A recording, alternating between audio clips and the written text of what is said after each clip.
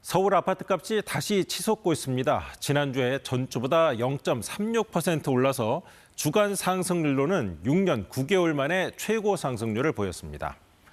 지난 2월 토지거래 허가구역 반짝 해제로 상승폭을 키워오다 확대 재지정으로 상승률이 떨어지는가 싶더니 다시 올 초 상승세를 넘어섰습니다.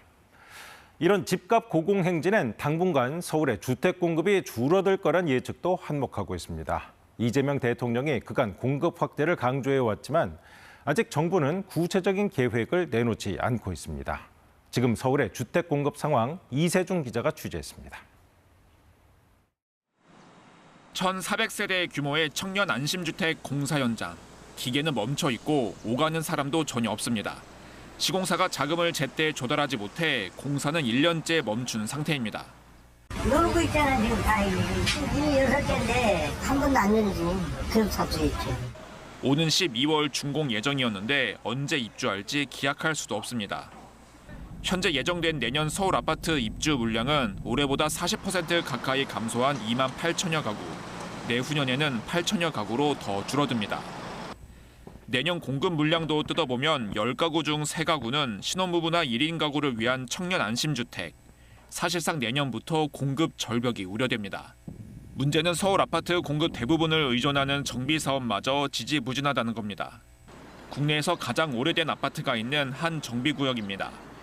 지난해 조합이 설립돼 재개발 사업을 진행하고 있습니다. 조합은 시공사를 선정하기 위해 지난달 1차 입찰을 진행했지만 건설사 단 한 곳도 참여하지 않았습니다. 약 200가구로 사업 규모가 작아 수익성이 높지 않다는 이유입니다. 결국 입찰 보증금을 절반으로 낮춰 재공고를 냈습니다. 공사비가 급등한 데다 건설 경기가 좋지 않아 건설사들이 이른바 알짜 사업에만 뛰어들기 때문입니다.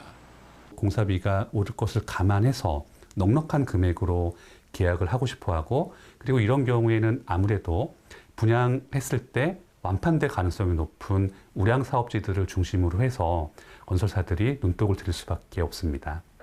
서울과 달리 지방 아파트 값은 대부분 여전히 하락세. 수요가 몰리는 서울의 공급이 줄면서 지금 아니면 안 된다는 불안 심리가 가라앉지 않고 있습니다. KBS 뉴스 이세중입니다.